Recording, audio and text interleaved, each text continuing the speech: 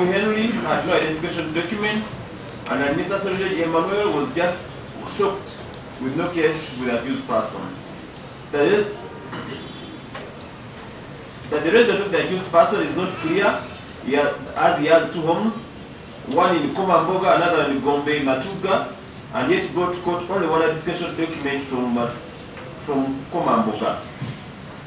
That all the shoot did not demonstrate that their capacity to pay the non-court bond if the accused person absconded. The issue is whether all of the accused person has satisfied the conditions for grant of bail. It's settled law that if the accused person has a constitutional right to apply for bail, which court can in exercise of its discretion judiciously can grant or refuse to grant the said bail application with reason. See section 20, article 23. Sub-Article 6A of the Constitution Republic of Uganda as amended. I have addressed my mind to Article 28 of the Constitution Republic of Uganda on the right to a fair hearing, which includes the right to presumption of innocence. I have further addressed my mind to Article 23 of the Constitution Republic of Uganda on the protection of personal liberty. Article 23, Sub-Article 6B states, when a person is arrested in respect of a criminal offense, in the case of an offense which is tried by the High Court as well as the subordinate court, if after the trial, that person shall be released on bail on such conditions as the court considers reasonable. It is this Article 26, Sub-Article 6A, which introduces what has come to be known as mandatory bail. I have examined the record of the court. I find that the accused person took plea on the 22nd of May 2025.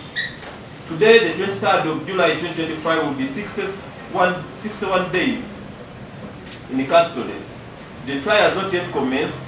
The state has not yet disclosed to the defense. In my view, he is entitled to mandatory bail under the provisions of Article 26, Sub-Article 6B of the Constitutional Republic of Uganda as amended. Because he is entitled to mandatory bail, this court will accept the sureties as presented. In the final results, I do hereby release the accused person on bail on the same conditions as his co-accused persons. We will institute a cash bond of 5 million. Each of the suits will institute a non-cash bond of 50 million.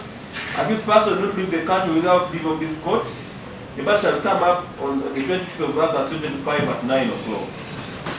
For the trial, that person shall be released on bail on such conditions as the court considers reasonable. It is this Article 26, Sub-Article 6A, which introduces what has come to be known as mandatory bail. I have examined the record of the court. I find that the accused person took plea on the 22nd of May 2025.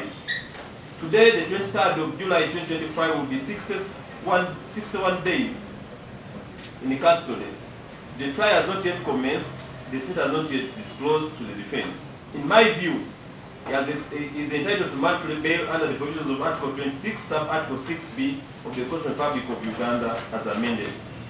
Because he is entitled to mandatory bail, this court will accept the sureties as presented.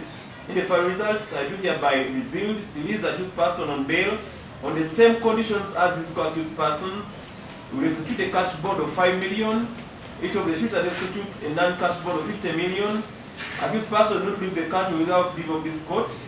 The matter shall come up on the 25th of August 2025 at 9 o'clock. Yes, olugendo lubadde luwanvu. Yenga bwe nagamba kooti ewasooka okumumba bail. Bail terina kumibwa muntu mechanically olwokuba state erowooza teyanteereddwa. Obuvunaanyizibwa bw'okugaana okuwa omuntu bail against a constitutional command.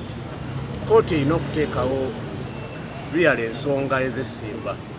Terina kuteekawo ndowooza yaayo nga bwe twalaba olwasooka. Omukisa gwe tufunye mu kino nti kooti eyongedde okuggumiza bulijjo kye twogera. Nti abantu bakwatibwa nga tewali nsonga, nga tewali bujulizi, naye ebbanga lye bamala nga tebannaweebwa bail ne babanga basaavinga ekibonerezo. Okuggumiza amaanyi n'amakulu ga presumption of innocence olwaleero kibadde ky'amakulu nnyo mu mateeka, okubeera nti nno omuntu ateebwa olw'okuba state eraze nti tenaba kwetegeka kuwuliriza musango, ekyo nakyo kya ttendo. Katusuubire nti ne matters endala kooti bwe tunuuliranga embeera ezifaanana bwe ziti yeyambise issue ya presumption of innocence okuba nti eta abantu so singa state bwejjange wakanya bail ng'etwala omuntu ngazizza omusango tukisanyukidde ekyolwaleero tusuubye nti kinaakola ne ku balala kyateereddwa olw'okuba nti abadde aludde mu kkomera naye nga ne state tennaba kuba redde for trial ng'ate n'ennaku ezo ezirambikibwa mu mateeka ziggwako ez'oyo zasobola okubeera actually nga ziweddeko ez'omuntu asobola okukwatibwa n'akumibwa mu kkomera ng'okuwozesebwa tekunnabakola ki kutuuka obwenkanya kituyita justice n'okuvuga nti kati cash milioni 5 kiba tekyetaagisa okay nowa mutwe yesi tuwasaganya ne tufuna kati ate abantu abalala abantu ba bulijjo batalina abaoliawo abanaabayambako naki so ebintu bino ze tukulaba okwange njugirira nga looye tekyetaagisa kooti okubeera enkakali ennyo kakati sasula zino sente empitirivu naki wakati oba ogambye omuntu ono katumute akaluka kooti pasipoti gireete n'ebirala kati ekya sente kiba tekyetaagisa kiremerako nnyo n'oziteeka waggulu ennyo kubanga ogamba nti tutadde n'omukono guno naye tukyakutte ne guno naye kirungi nti ateereddwa byonna tubikozeeko era agenda kuteebwa olunaku lwaleero emisango n'omutwe milioni 5 oyo muntu bawasuubiranga bagenda zijjawa era ffe ng'ekibiina fe abakoze eki abazitaddeyo nga bulijjo bwe tukola tuyambako ku bantu baffe naye kakati imagine ng'omuntu wa bulijjo abeera eyo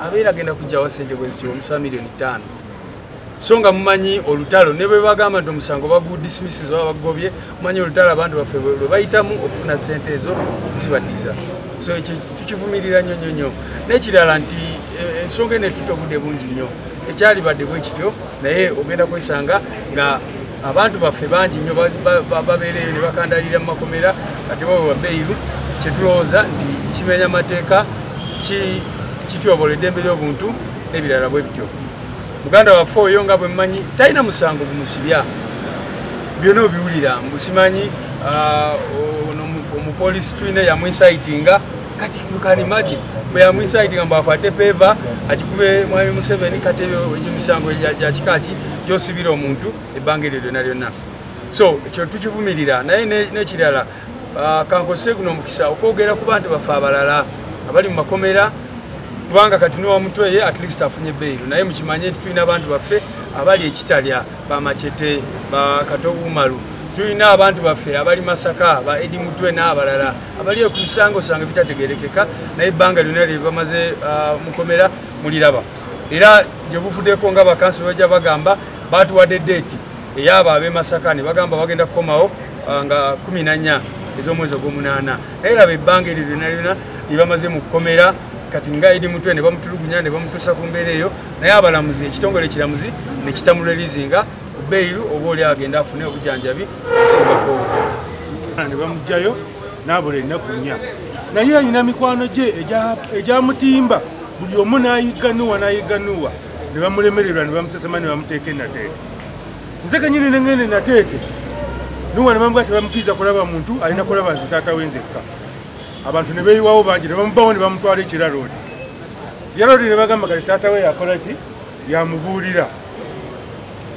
ne bamukomyawo ne bamuleeta mu kooti naye neebaza nnyo omukulu Lubongoya yali tamanyi nga simulabangako naye omuntu atubeereddewo nnyo kuba ku makya bamutwala ekiraloodi yasindikirawo Kanso Katana yali tamanyi ne mulabako nansindikira omwami gwe bayita Jonathan Rutu nenjogera naye nantuma byantuma nandeete n'aleeta omukyalo omulala Juliet bwe baloya be tubadde nabo ne mwami Semayizi sisi mweno mwena mwe tutambudde nenebaza abafamire yange nebaza senga wange omwami Kiwanuka nenebaza meya bane bebale tubeererawo tulina mutabani waffe akola ku supa bannanga alanze Nuwa twebale nnyo banange mwebale nnyo nze sirina bubaka bulala nebaza mwebale nnyo bonna banange mbebaza buli abeereddewo Nuwa mwebale kutuyamba